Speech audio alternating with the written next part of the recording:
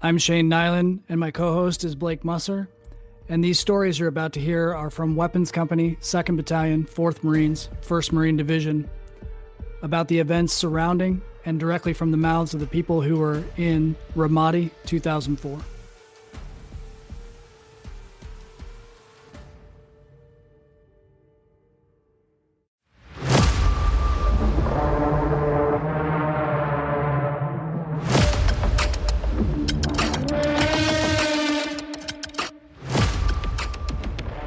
All right, man.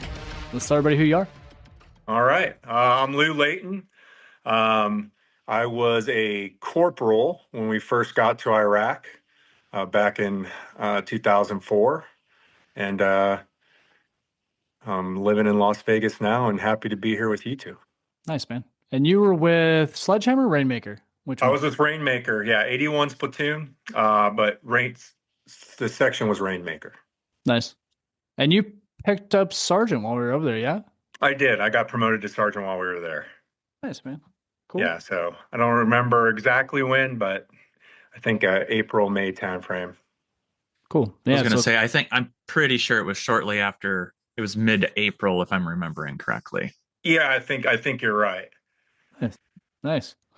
You kind of remember who was in your team or anything from that time frame, or who did you run with? I do a few people. So Hodges was one of my team leaders, Reagan Hodges. Yeah. And Nick Aponte was my other team leader. We kind of ran two teams. And then a lot of the other guys, and hope they forgive me for this, but names are kind of fleeting for the most part. And then also part of the section on the other side, the other squad leader within the section was Felix Garcia, so Sergeant Garcia. Yeah, nice. Absolutely. Yeah. But great crew, great group, and yeah, definitely was blessed to be with all those guys. Absolutely. Cool, so you came to us mid-deployment in Oki, correct? You were one of the drops like towards the end of our time, is that correct? Like May, maybe? Just before, so I got to the platoon in November of 01. Okay. So before we went on the deployment. Okay. All right. So what do you remember coming back from the Oki deployment, and did you end up going to a bunch of division schools? You would have been I did probably slated for a couple. Yeah, for sure. So I think we did division schools, like, the whole platoon, and then me and you went to the Green Belt instructor course. Correct. And then I ended up going to infantry squad leaders course as well. And I think that's because me and you were the only two that were corporals in the platoon. So we got pushed on all the schools. It's true. I remember I was the platoon sergeant for like 3 weeks or something like that as a corporal, because I was the most senior guy. Yeah. And so but I got there on that time. I was on the Oki deployment, the deployment that never ended. Yeah. And I think the biggest things I remember from that deployment were that's when I went to become a forward observer and started training up and getting ready for all of that. Oh, that's right. You were special sections also. Yeah. So part of the reason why I asked about the division schools leading up to Ramadi is I find it very interesting what was transferable from that training to get to Ramadi, coming from the standpoint that we were thrown in on the deep end with combat operations, urban combat, beginning of the war, no one knew shit. And so we were having to use other experiences and apply it in a real world very quickly. Yeah. And so what did any of those schools, did you feel like you brought something specific over to it? Especially, you said squad leaders course you went to? So absolutely squad leaders course. So division schools, the Green Belt instructor course we went to, maybe a touch, but for the most part, squad leaders course was huge. And I've definitely felt thrown in the deep end going to that school as a mortarman. The orders that we received, from Lieutenant Appert and Lieutenant Dobb at the time, a lot different than your normal standard, going on a security patrol 5-paragraph order. So that's one of the few courses I almost failed just because I was totally lost. But that course was awesome. It really prepared me for what we were going to see and face in Ramadi. And then later on, I was able to be an instructor at that course, and it's something I really wanted to do. It was awesome. Your little redeeming lap on the backside of it. So that's these right. get degrees. Now I'm going to come back and teach. Right. Yeah. Well, I bet that was interesting, actually. So I mean, kind of, sort of, not exactly. Becoming a mobile assault company, we were not, I mean, you weren't a mortarman anymore. Yeah. And so you were doing more like a mechanized 0311 type thing. So it was more close to what you were learning in squad leaders course, even though not exactly a one-to-one transfer. Did you end up bringing some of the lessons of Ramadi back when you went back for your victory lap and were teaching there? For 100%. I mean, through the whole career, I ended up going to Afghanistan with 3-1 after Ramadi too. Yeah. And it definitely carries over. I mean, that built the foundation for all of us, that's something that not a lot of people got to experience. And you guys know that. I mean, we were in Okinawa for a year almost, not doing much. And then all of a sudden, a few months later, we're in it to win it, in the throes of everything. And it's funny talking about Ramadi is a lot of people hear about Ramadi after us, right? And it's really interesting where, one battalion, it felt like, we took over for the Army. They drove us around, town a couple times, and then they're like, hey, you got it. And, and hearing stories about and interacting with people after we left, that were in Ramadi in like 2006, 2009, 2012, people running marathons through the streets, and you're just like, this is unreal. Like, you weren't, yeah, you might be running a marathon, but it wasn't all together, and you're getting shot. Different kind of marathon. Yeah, absolutely. Yeah. Well, it's funny. That's a perfect transition. Actually, you kind of talked about our handoff with the Army. What do you remember? I mean, obviously we had the issues flying over. We've got into Kuwait. Anything about even just before we left? Anything about before leaving that you can recall? The story I talk about a lot is about how we got there in the C-141 Starlifters. Everybody, everybody's kneeing each other's crotch, sitting in cargo nets, riding across. I work for the Air Force now, and I just talked to the guys I work with. I'm like, it's usually C-17 stuff like that, and I'm just like, you know what? I'm like, that was probably one of the worst rides we've ever taken. And considering we almost didn't make it 3 times. Yeah, everything went against us, It's like, I remember we were, what was it? What was that place, that Air Force base we stopped at? McGuire. Yeah, New Jersey. Yeah, McGuire Air Force Base. Yeah, and I think the next day we were going to get a keg of beer and be able to, and then we ended up getting on the plane that day or later on that day or night. And it's like, so it just felt like we kind of missed out. But yeah, I mean, finally making it. Remember Kuwait, getting there, and, I don't know if you guys heard this, but I don't know if you remember this, but an officer from one of the other units there in Kuwait, negligent discharged into the clearing barrels. Do you guys remember that at the chow hall? Yeah, I do. And I now that you mention it, I forgot about it. Yeah. Yep.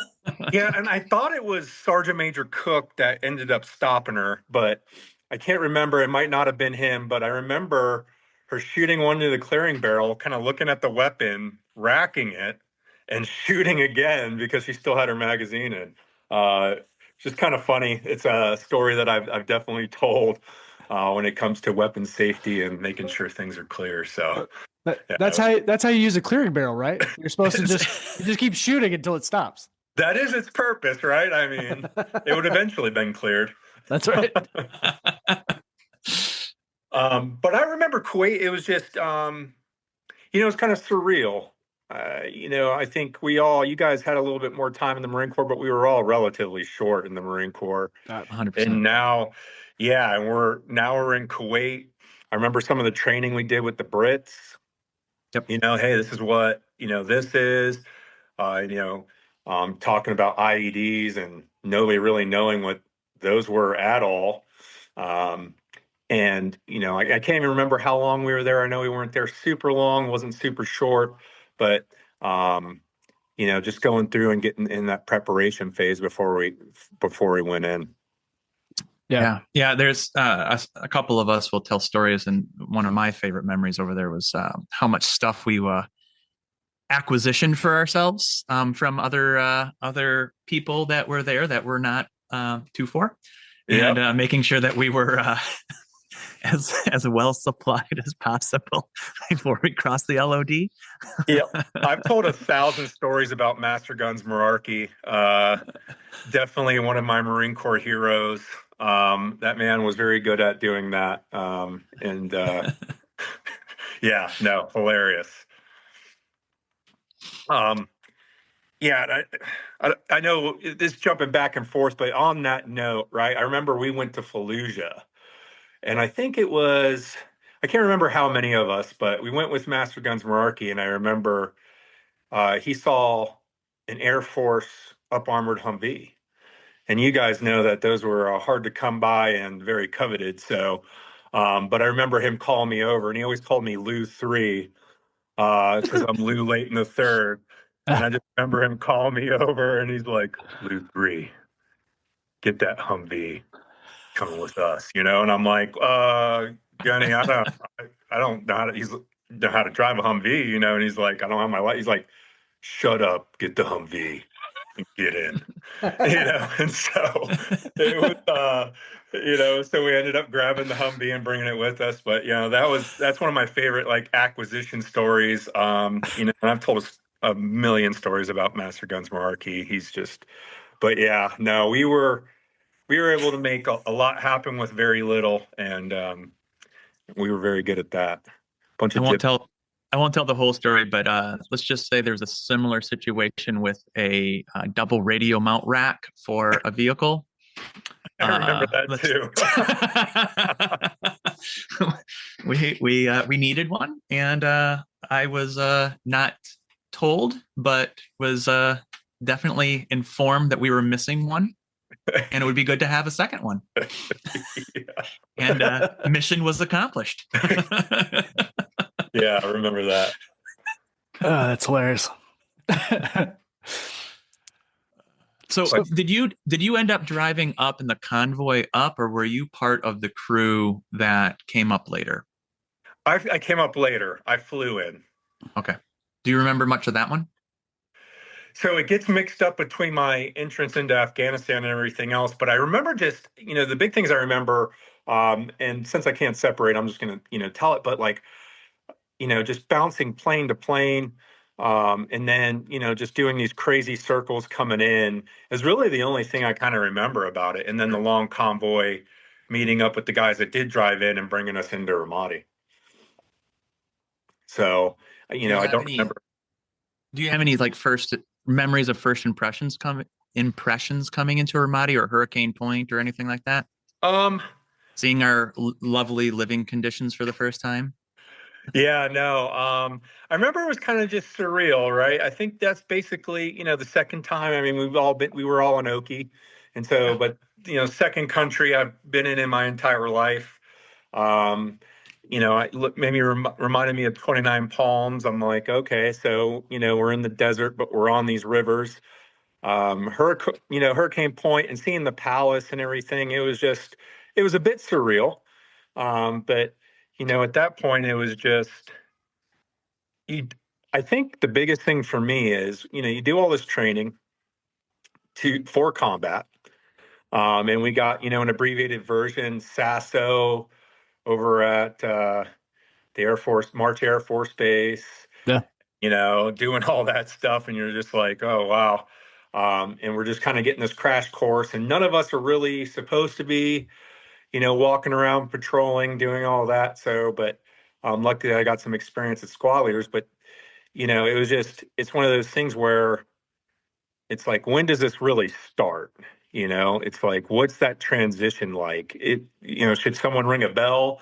It's like, Yeah. I don't know what I was expecting, but it was just like, for us, when we went in, it was just like, there's no transition period. It's like, just be ready to go. And, um, it was kind of crazy in that regard. Yeah. And you already brought it up. I mean, we didn't, the armies, well, first of all, most of their team had already left. And so they were a skeleton crew in the first place, but Sure. their mission was very different than ours. And so, do you remember more about that left seat, right seat kind of getting spun up quick?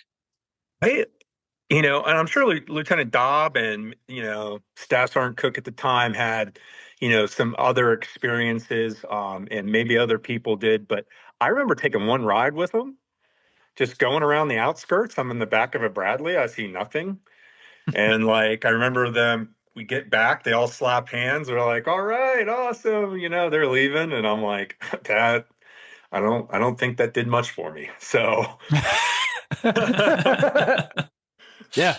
yeah, I think, whoever was up top, maybe in, the VC hatch or whatever else, maybe got, a little bit more than I did, hopefully. But, that was about it, Yep. so I think I got about 0% from our left seat, right seat. Not to the Army's, discredit. It's like, what are you going to do when you're in the back of a Bradley, right? We didn't stop though. I don't remember stopping anywhere, doing anything like that. So a lot different than our left seat, right seat that we did with. I think it was 2.5 or 3.5 that replaced us. 2.5 was our replacements. Yeah. Yeah. Yeah. Well, and again, I mean, just to give credit, I don't know, credit's the right word, but just to be fair to the story, they were just doing route clearance missions. Yeah. Like they were just trying to make those IEDs go boom, and then route clear, mission accomplished. We were intentionally infiltrating the city. Yeah, they were meant to occupy the bases so that way when whoever the force was that was going to take over, which turned out being us, they were just there to make sure everything was secured long enough for us to get there. That was it. No, 100%. And they did good. And like I said, I think Lieutenant Dobb and whoever else was up top probably got a great look, and got the most out of that. My memory, I mean, we did being a part of the drive up. I remember going on a few more than that, but really, what I remember talking to Gunny Cook at the time about, well, Staff Sergeant at that time, but nevertheless, that it was very much of he designated me as his driver, because at that point it was like, all right, our first several times out, we're just going to drive around town and just don't, the mission to me was, Mustard, don't get lost. Like, like I need you to study the map at night, and then we'll be lead truck and we'll just drive around until we get a lay of the land and stuff like that. And that was the first few weeks, only by a little bit, because we started getting hit right away. But yeah, no, I agree. I think that was a big thing, is like, don't get lost. It's like you have 17 like pages of satellite imagery and like, hey, this is the route. And it's like, oh, great. This is extremely helpful. So, but yeah, no, those, transitioning into the first weeks when we're on our own, I think we all used to joke with each other. It's just like, saturation. We're looking for IEDs, and it's like easier said than done. So I think that was a big thing too. Is just, I think we all thought. Well, I don't want to say that. At least I thought some of these things would have more indicators and signs. It's like, oh, that's an IED, and I think we all realized very quickly those guys were pretty good for the most part at least camouflaging them. So that was very interesting, and something that definitely struck me was, oh wow, finding these things easier said than done, for sure. Well, and at that early part too, we were still very under the impression that we were going to be still winning hearts and minds, and so a lot more generator drop-offs, schools, hospitals, smiling soccer balls, Sure. And so that was shattered pretty quickly. But Yeah. Yep. You remember any of those first couple missions, like any of those Sasso ones, or do you remember being in a, I mean, we're coming quickly into the first hits here. April's just right around the corner now, from the storyline. Do you remember any initial firefights or getting into it prior to first part of April? Yeah, and like I said, everything kind of like mashes up, but I do remember us going out on a QRF, and I wish I could remember more of the map of where we were at and everything. I do remember a few names of, different roads that we took, but I remember going out on a QRF and getting ambushed. That was, I don't think that was when Regal Spurter got hit, but that's when Buzz Lightyear and him and Dobbs' vehicle got shot, I Sure. believe, Yes. through the foot. And that's where, in the end, Savage started opening up on, the 240, getting after it, and and us closing with. We didn't end up finding anybody; they'd already been long gone. But that's one of the first ones I remember, firefight wise. Sure. Outside of IEDs, that um, one of the big ones.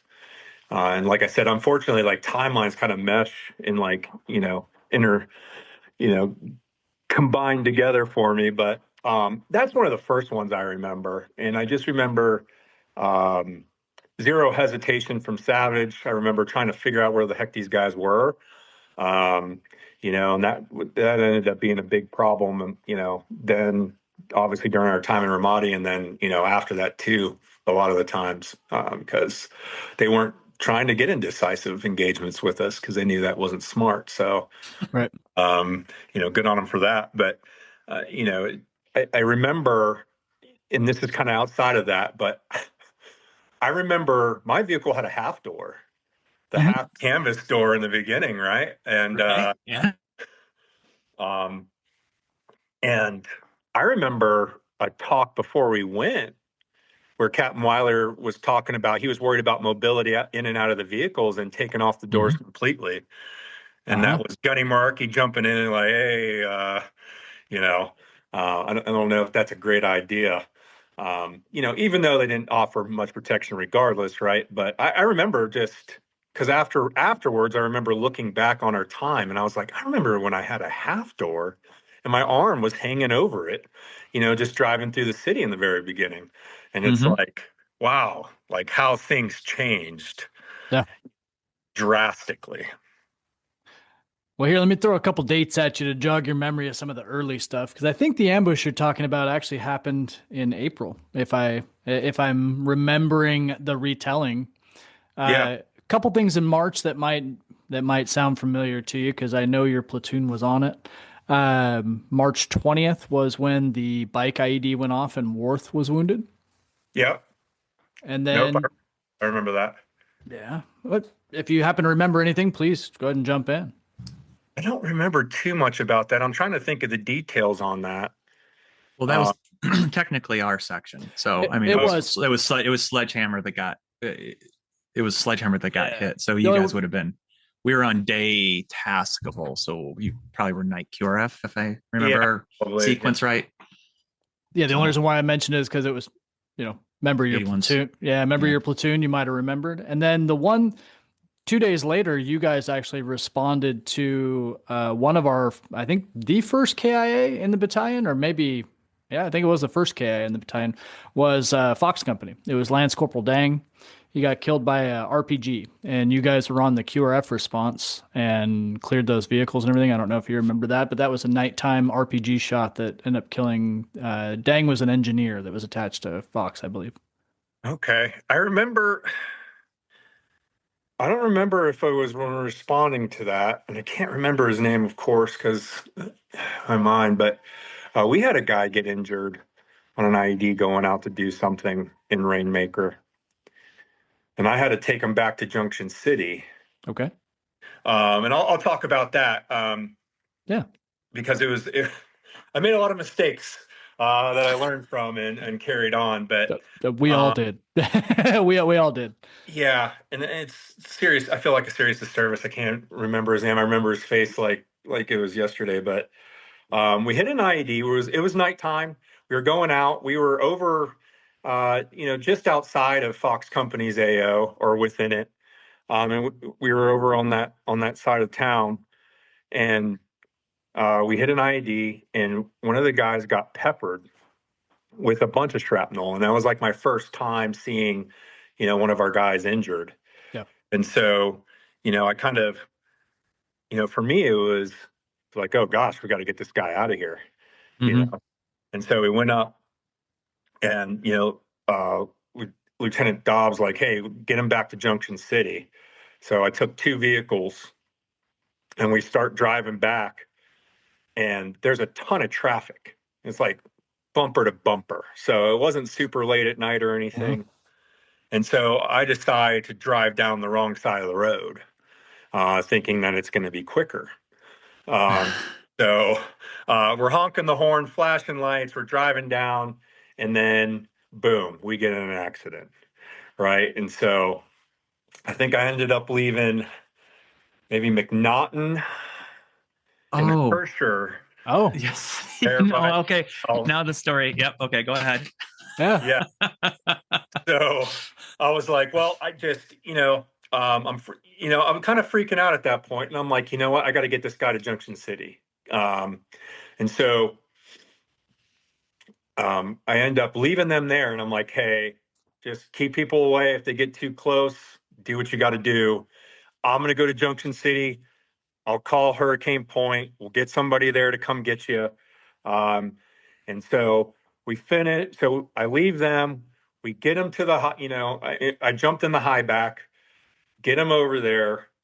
And then I'm like frantically trying to get a hold of Hurricane Point. Someone had already been dispatched out there, and, linked up with them. And I think, and so that's what I remember from that. And I remember Staff Sergeant Cook, Sergeant Major Cook now, basically like, hey, next time maybe don't drive on the wrong side of the road, like I'm like, yeah, good point. Lesson learned. But Yeah. and I remember the reason is because they had those high walls in the median in some of the spots Yeah. on Yeah. Route Yeah. Michigan. And I was like, instead of going, I'm like, shoot, I don't know when this wall ends. I don't know how far I have to go down. I'm just going to drive on the wrong side of the road. So, not my best decision, but but yeah, learned the lesson from that. And Well, yeah, it was all our first time around, and we all made I know we all have several like even in the moment I kind of thought that was a bad idea, and yep, 100%. You take risks, and sometimes, are they acceptable? Well, when you Monday morning quarterback them, hopefully we do what the purpose of that is to learn the lesson. But, I did what I felt was best. And, next time I wouldn't do that. Yeah. Do you have any other ones that are that fall in that larger category of like instantaneous feedback of lessons learned? I got a funny story that's coming to mind. We were all going out. The whole company was going out. We were going to go do this raid on these. Most of the company. We were going to go do a night raid, and we were driving. We went past the snake pit, and we went on that side, well, on the east side, and we were coming up Route Nova, or was that the other side? I can't remember. That's the other side. Yeah. So whatever the route was, all the way on the east. But I remember heading up, and Garcia's vehicle almost went into the river, right? And so we all stopped, and then we figured that out. And then we're getting close, so we go blacked out. And I remember we're driving just down the middle of the road, and everybody's making this right turn. And I was the last vehicle for that raid that night, and in this our section. And I remember we're turning, and I could see this ditch like right in the middle of the road. And I'm like, I'm yelling at McNaughton, and I'm like, left, left, left. And he kind of looks at me like, what? And we flip over on our side. And so I am looking at the bottom of the ditch, Our linguist Rocco's in the back freaking out. Hersher's safely, in the turret, didn't fall out. But basically, we'd all get out. I run up because we're supposed to be, I think, part of we were supposed to be the cordon for Garcia's guys going in. We were way late. They were already done. I just remember Captain Weiler coming up to me. He's like, "What the F is your problem tonight?" And I was like, I just looked at him like, "Yeah, I don't know. Like, sorry. Sorry we didn't see the trench in the middle of the road." I mean, I get that everybody else did, and I mean I did too, but maybe I wasn't clear enough to McNaughton, but I was pretty pissed at him too. I think when I flipped over, I was like, I looked up at him and I'm like, but yeah. Well, and that's some wild shit too, because at that point, our NVG system sucked. I mean, those were the old ones, and so trying to run, because I remember preferring. I have pretty decent night vision myself, like without optics. Sure. That I preferred not using the goggles because when I was a driver, and I preferred my when Gunny had his on because he could tell me more detail, but if I focused on the road, I could see the road better without my goggles on and my depth perception, at least, although I couldn't see as far, at least I felt like I had some depth perception. Yeah. Yeah. And I can't remember if McNaughton had his. I don't even think I had mine on because I liked, and we were going through the neighborhood. And so there was some light. And so, if I didn't have to wear those, it's crazy now, I got the white phosphorus ones at work. And it's nuts. Like, I'm just like, and I remember, and you guys could jog my memory. I can't remember if every one of us had MVGs. No. I think, I don't think we did. I can't remember when that transition happened, but I definitely knew before, like, if you're a team leader and up, I was like, yep. It's well, for us, I mean, at least when my first set over there were the binocular ones. Yeah. The 17s. That's only. You had 7 Bravos. I think 7 Bravos. Yeah. 7 Deltas was the newest generation we had. We didn't even have anything newer. So did we have 14s? I thought we had 14s there. I think maybe 8, 9 people. Very few people had 14s. I think a couple of designated marksmen got those. Yeah. Very few. Very few. Yeah. No, yeah, it's just so weird. It's like you think about it now, and it's like when I was in, at the end, later on in time, towards the end of my career, I was with 3.6 over there. And if someone didn't have NVGs, I would have been like, "You're nuts. How are they going to shoot at night?" Like, yeah.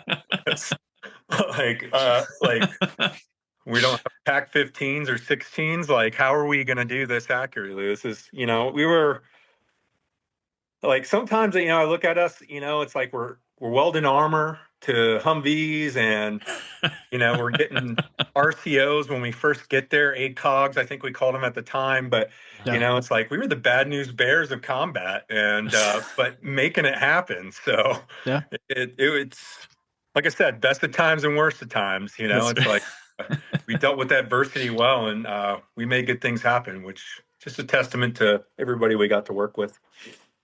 We had hate and anger for days, so we made yes, yeah, absolutely. Well, and there were so many things like that. You could start on any single piece of gear, and we were inventing it as we went, right? Mm-hmm. Like even with body armor is a good example. We had the full vest body armor, not the breakaway armor that you had later, not the ultralight plates. We didn't even have side plates, right? We just had front, back, sappy plates, full armor. You had to cut it. If you cut it away, you ruined the jacket. Boots. Nobody had desert boots. Everybody was running some random. They were tan boots, but they weren't desert boots. Like just you could pick any single piece of gear, and we were on the first generation, and often having to make it work in some weird way, like just weird stuff.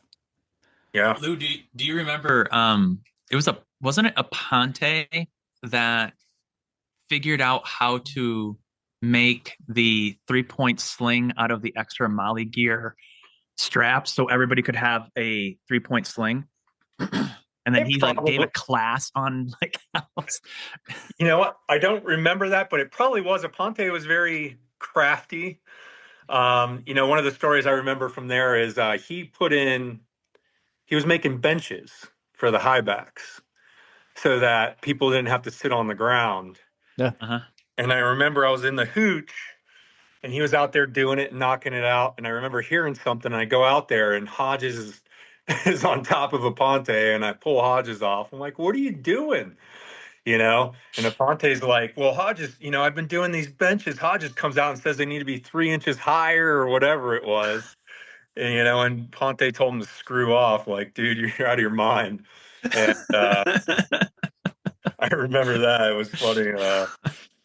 But yeah, Ponte was definitely crafty, and it definitely could have definitely been him, but I don't remember exactly, to be honest. That's fair. That's fair. No, I that Molly system that we had was a pile of crap, but Yeah, no, it was yeah, it was very interesting. I think a lot was learned from us going over that got carried on over after the year for sure. You know, I took a lot of stories back, you know, because I ended up being a cat platoon sergeant, um, you know, after Ramadi. And I remember, you know, another mistake. Nobody liked wearing their camelbacks inside the vehicles, Yeah. you know. And so we had those big old water, you know, bottles of water that we would just like, we'll be all right. We're next to the vehicles. And I remember learning, you know, one day we got away from the vehicles and we didn't see them for like 8 or 12 hours. I think we found an IED that we had to sit on, wait for EOD, you know, which is mm-hmm. never a quick, you know, endeavor. So, you know, and that day on, I learned like, hey, yeah, and we were all thirsty, to say the so definitely learned from that because later on, you know, it was kind of like deja vu. One of my guys comes up to me. He's like, "Can we not wear our camelbacks? Like, put them next to us in the vehicles?" I'm like, "Absolutely not. No, you will be uncomfortable and you will wear them, and just you know, trust me." And I told him the story. mm-hmm. You know, one of those lessons learned from Ramadi. There was a lot. So, but yeah, yeah, I had just forgotten how uncomfortable that was with having that camelback on your back. Oh And yeah. how it kind of pushed you forward in a weird way. And Yep. yeah, it was just really annoying. It was almost better to like have a quarter filled and half filled, which isn't great either, right? right. It's like, but you know, I was happy to deal with it, you know, and Shane, what you were talking about, you know, with the gear, we only had one savvy plate. Right. Yep. You know, it's like, where do I put this? You know, Yep. I think most of us put it in the front. There might have been a few guys that, you know, didn't want to get shot in the back. I don't know, but, um, you know, put it in the front. You know, it's crazy.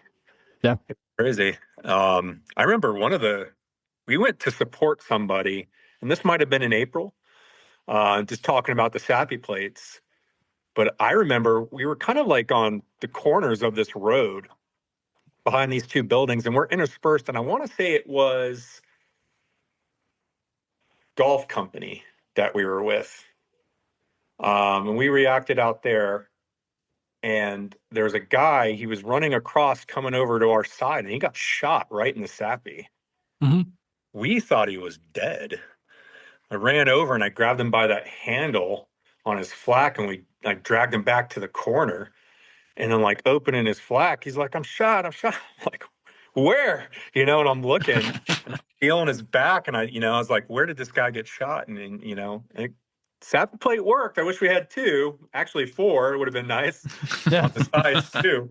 Yeah. But, so talking about sappy plates, at least in that instance, it was definitely good to have. 100%.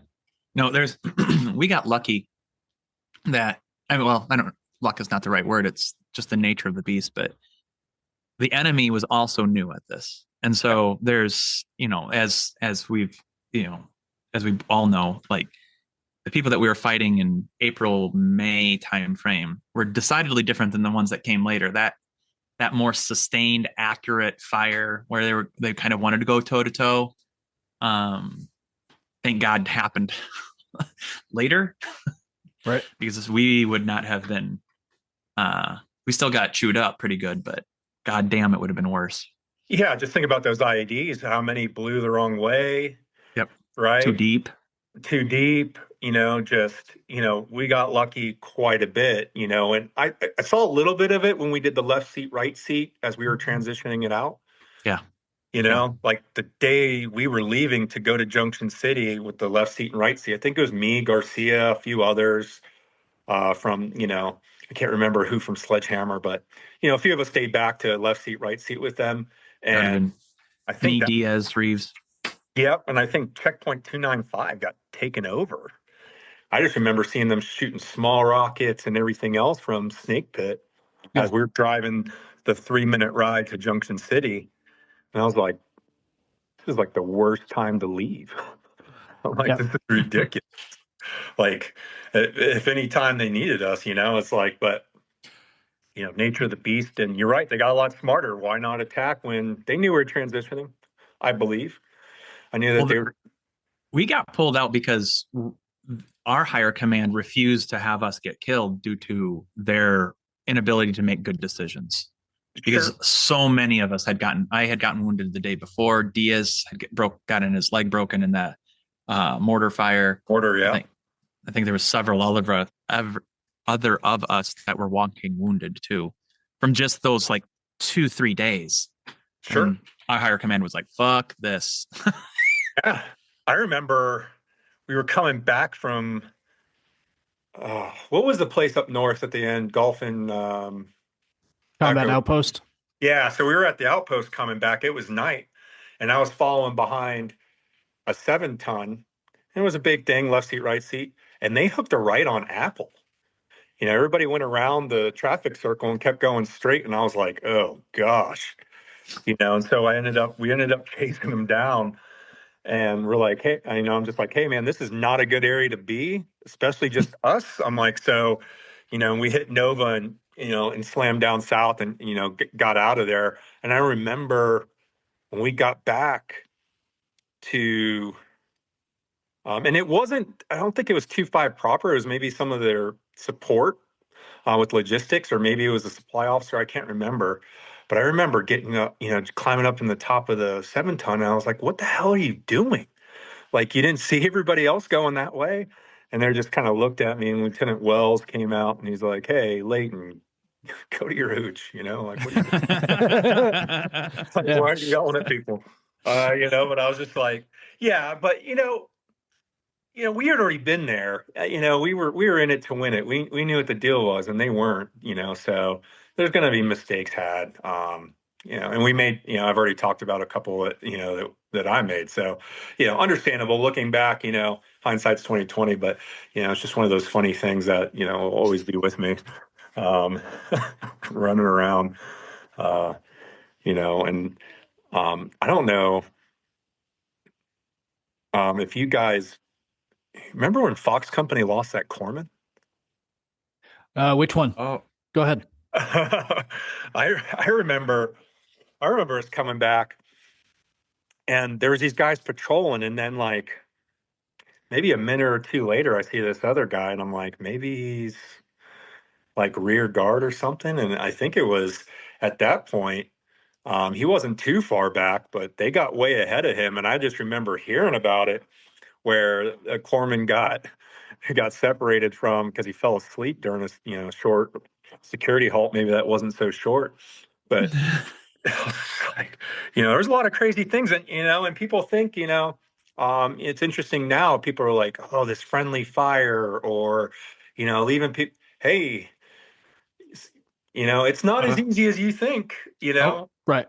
And you do, and you guys have dealt with it. I'm sure I've dealt with it too, where people just, if you haven't been there and you haven't experienced it, some of these things that sound preposterous to you aren't, and there's a million reasons why. So, I'm glad that everything turned out well with that, and he was found. But it's just one of the things. There's just like, I remember us being there, and I was just like, dude, how do you lose somebody? But it's like, it can happen. Now, being a little bit wiser.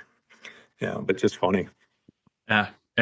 Rocha and I got separated once. That was mostly because I had too much adrenaline coming off of getting shot at, and I was like, "Come with me!" Yeah. And then chased them down, and all of a sudden it was like, "Oh, oh shit, we're in danger." Yeah. And, I've done that too, and it happened there as well. It's just like, there's a million things that are going on, and, you try to keep it together the best you can and do the right thing. But yeah, sometimes bad things happen. When I was at Mountain Leaders course, one of the sayings they have there is sometimes people die in the mountains. So, it's just like, hey, this is a game of life and death here. So, things are going to happen. Absolutely.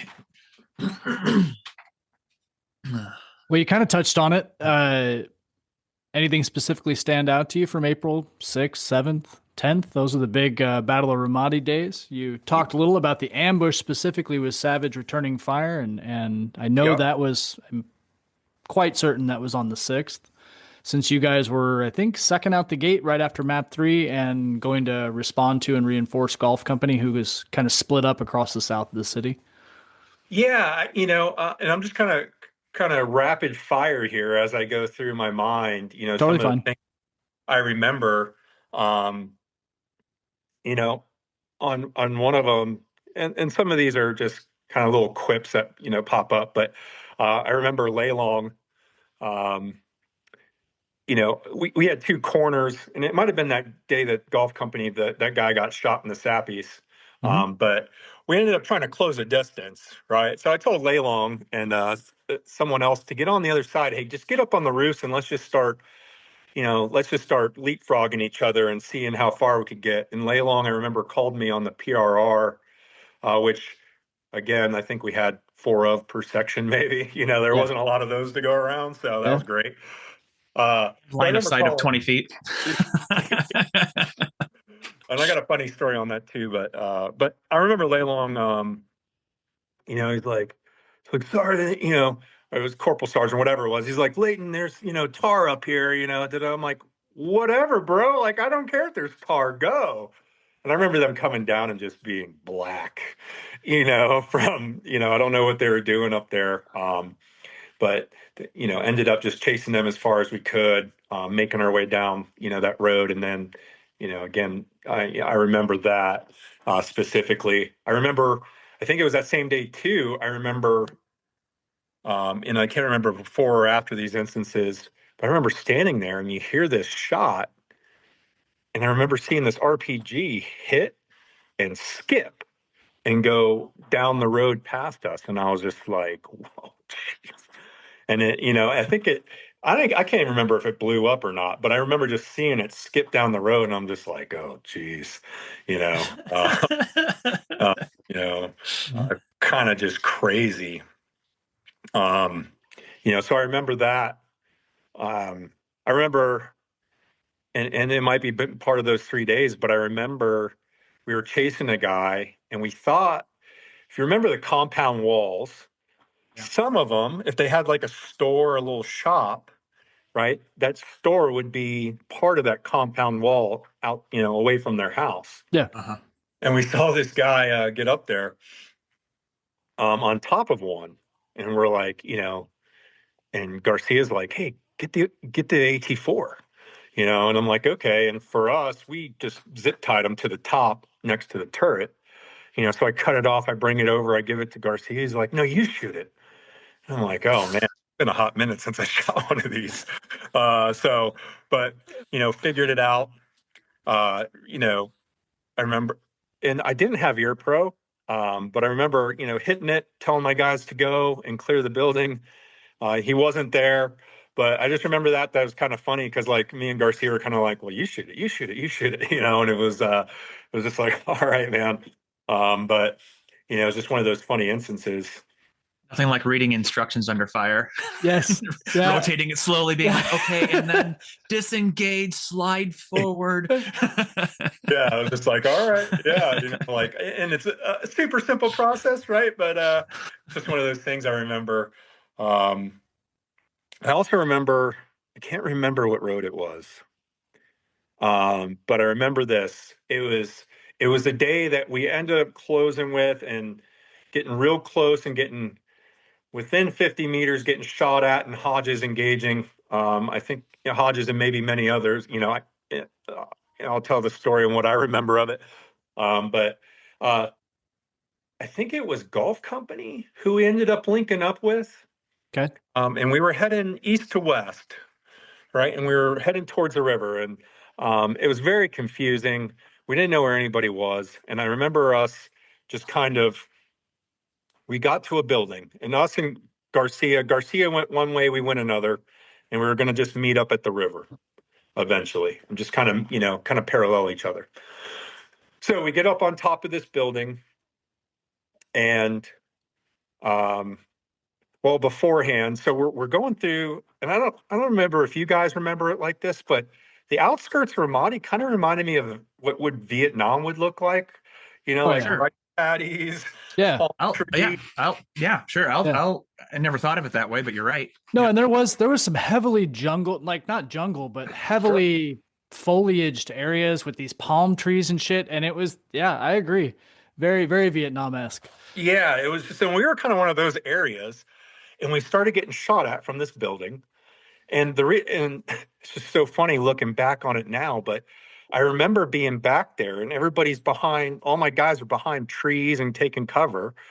And I just remember, I'm trying to tell people to move, nothing. So, I ended up getting on the hook with, Hodges and Aponte, and I'm like, first team rush, second team rush, first team rush, and it's like back to basics. I remember learning that thing. I remember learning that in SOI, and I'm like, I am never going to use this because this is garbage. Like, there's no way that something so basic, is going to actually work in the real 100%. It does. Oh yeah. Right. And it's just like, and so we end up getting up to the building. We get in, and now at one point we go building to building, and now we're on the edge. We're just east of Nova. We can see the river, and we see some guys, in the tree line. And so people are, taking shots at them. Eventually, I think at that point, we're waiting for Garcia to come up on our right flank. They were going building to building too. We had less buildings to clear than they did. But they finally get up with us. And we go and we get online. And I remember Captain Weiler being with us at this point, so I don't know who else was. But I remember being online and pushing through. And all of a sudden, we start taking fire. And I see, I believe it was Akers, just kind of fall. And I was like, oh, I thought he was shot.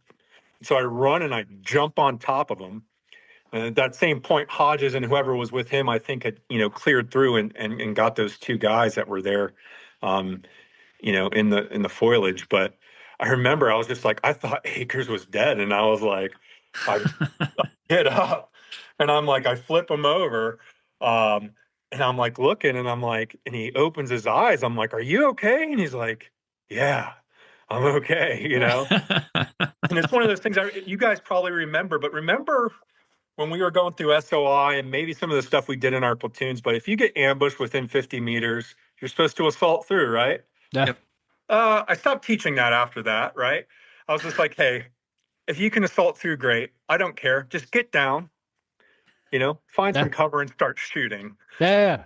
Find someone, because that's just the natural response. And, and so I ended up teaching my guys after that experience. It's like, hey, don't feel bad. Like, 100%. If they're close and you can assault through, but the human response to this is, get down.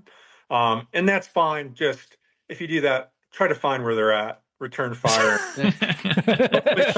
Out of the kill zone can, come in and get it. But yeah, I definitely remember that. And going back a little bit on that story, in the beginning, when we first got there and met up with Golf, one of the guys that I knew, he went to either the school we went to, Blake, or maybe Squallier's course, but he got shot in the leg. And I remember him just hopping around and and I remember grabbing him like, hey, what are you doing? It's like, I got shot. I'm like, I know, man, but like you hopping around is not helping anything, And I also remember that first building I was telling you about that we got up on. I wanted to touch on it, but I forgot. But going back to that, Yeah. We Yeah. were getting, talking about the friendly fire, we were getting shot at from a 240, and I think it's because there was so much mayhem and chaos at the time. People just saw some dudes on a roof with guns and they're like, and I get it, but I was calling Lieutenant Dobb and I was like, hey, sir, I need you to tell, like, someone friendly is shooting at us. So I need you to link up. And it took a couple times, but I think eventually Lieutenant Dobb got a hold of somebody and was like, hey, this is where my guys are. So if you're shooting at them on a roof, stop. Yeah.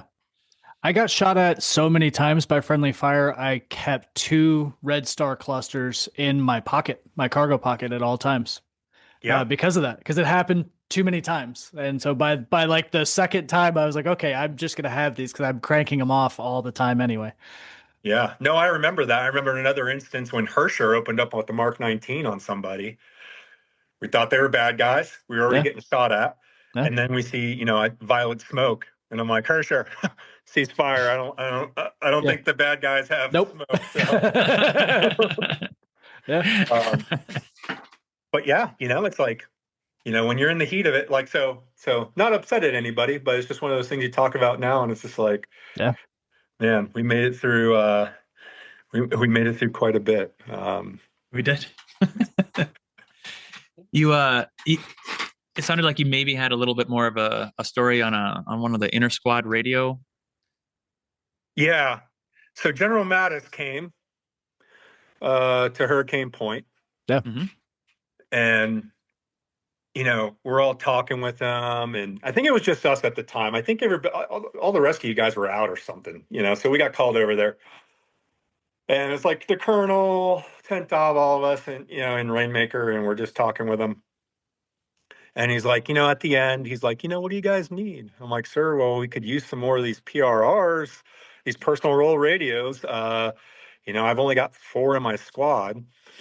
And he's like, well, yeah, we're looking into that, but at the end of the day, I want to make sure we keep to the basics, hand and arm signals. And I was like, well, sir, yeah, absolutely, I agree. But in between buildings, I can't use hand and arm signals. And he's like, shut the hell up, Layton. And I was like, yes, sir. Sat down. And so he answers a few other questions, right? And he's like, Layton, I'll get you those PRRs. And I don't think I got enough for everybody. And I don't know if we got them for the company, but there was a guy that outranked me, and I can't remember what his rank was, that came over from Blue Diamond that day with Yeah. an Good. MRE box with PRRs, and I was like, oh, wow. And he's like, where's Sergeant Layton? And I'm like, that's me. I think it was a staff sergeant or a gun. And he's like, these are yours. And I'm like, and he just kind of looked at me. I'm sure he was calm and not happy to Sure. these wherever he got them from. Yeah. But gutted him, and we brought him back. So That's too funny. That's yeah. awesome. Good story. I've told the story a million times, and it was shut the hell up, shut the F up. I can't remember what he said, and I knew he wasn't super upset because he had a little smirk, but I was just like, very well, let me sit down here. Thought the Colonel and Sergeant Major Booker would be real upset after that, but they weren't, so got lucky there. No, man, you got us what we needed anyway. Yeah. It was funny with those personal radios too, because we had maybe 1 or 2 of the portable manpack radios outside of the comm shop. Mm-hmm. We had, like you said, maybe 4 PRRs per platoon, and then it might have been because of you.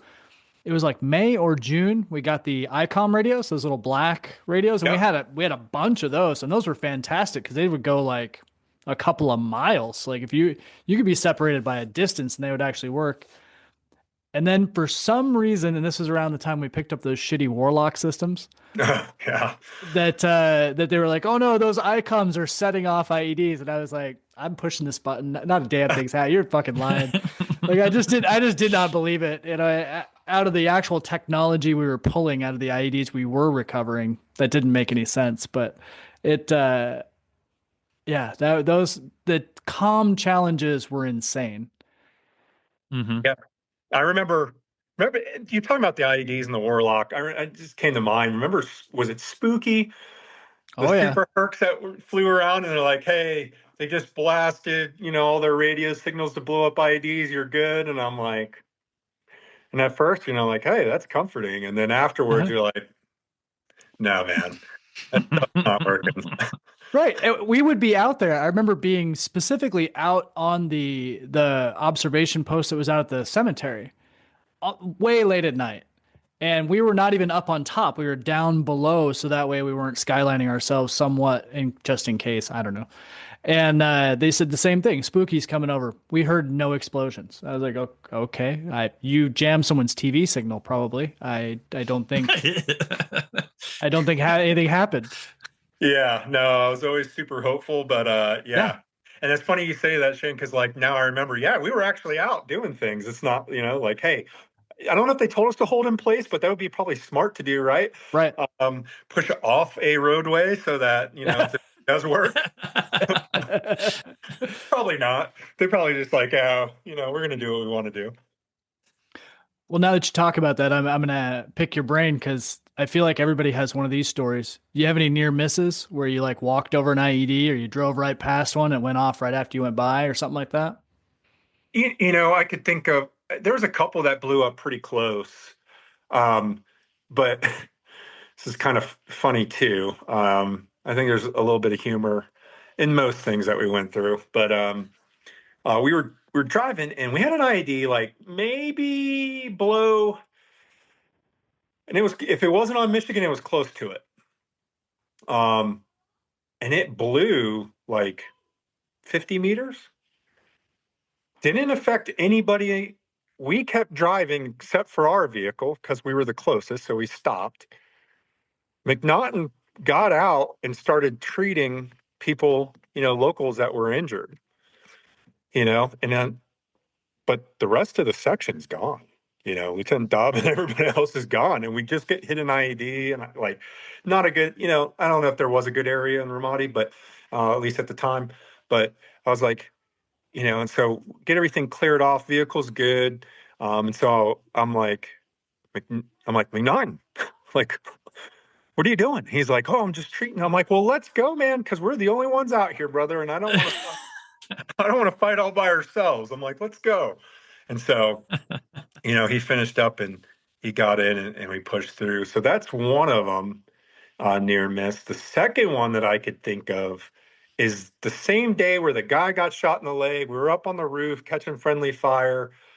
McNaughton found a slap round that had must have gone just over the hood of my vehicle. Oh. And I don't want to call it a slap round. It's a larger caliber round. We think it was a slap round that went right into a concrete wall that we were parked next to. Yeah. And so, and we'd been getting fired at, so I don't remember exactly when it happened, but that's another near miss I could think of. The RPG that bounced right by us and got lucky there.